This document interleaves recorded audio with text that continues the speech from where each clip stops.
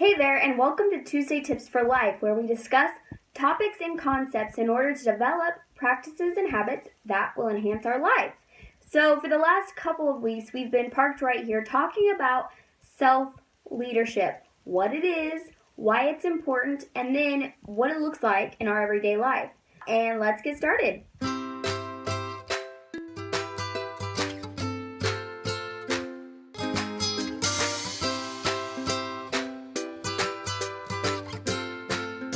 When I was 16 maybe, I decided I wanted to learn how to play the ukulele. So I found a, what do you call those? Souvenir. The ones that don't stay in tune, but you like to think that you could play anyway. And I started learning on this little souvenir ukulele. It was never in tune, and it always sounded bad. But I practiced anyway, and I started learning the chords, and I was trying to learn strumming until I eventually bought myself a real ukulele. Not a souvenir one.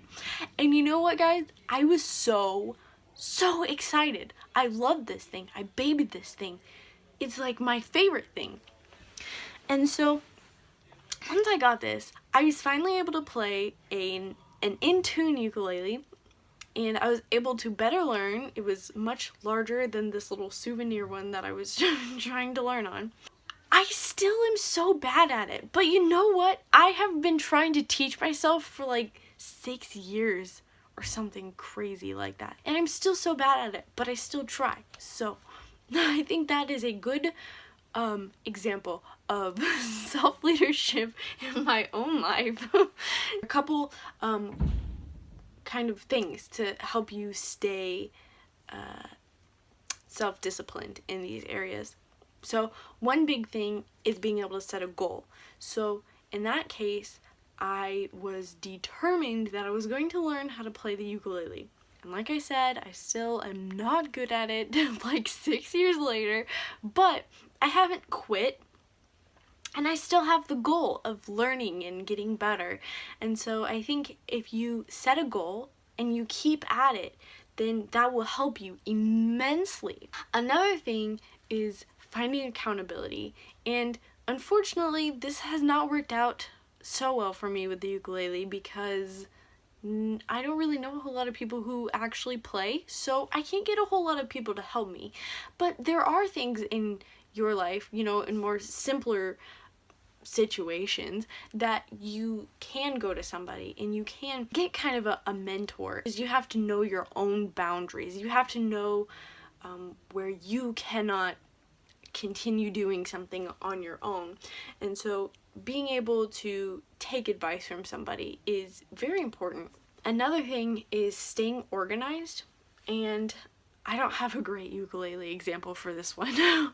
But today I downloaded a health app that I had previously, but then once I switched phones, I wasn't able to get it. But I downloaded it again today, and you know what I noticed was I was so much more conscious about the food I was eating and the drink I was drinking. So I just drank a bunch of water today and some orange juice. I'm so proud of myself.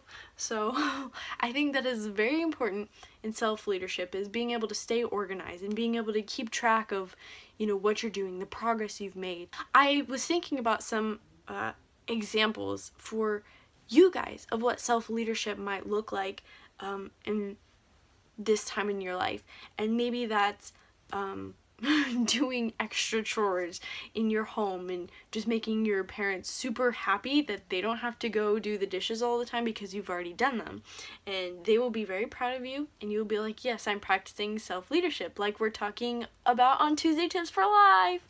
So that's one thing that you could do to demonstrate that in your own life.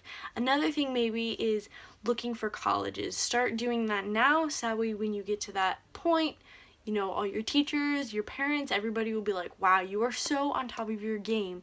There are a lot of things that you guys can do to be demonstrating self-leadership. You guys have already talked about this, but it's so important to make sure that you have a habit for Bible reading and prayer. And I know that's something that we talk about in church a lot, is praying regularly, but that is very, very, very, very, very important.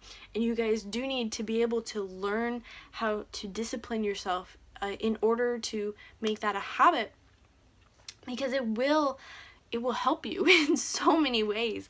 In reading, having a habitual Bible reading time, even if you miss a day or whatever, that's okay, as long as you have a habit where you just keep going. I hope you tune back in next Tuesday to hear from someone else on what self-leadership looks like in their life. Until next week, lead yourself and lead yourself well. We'll talk to you soon.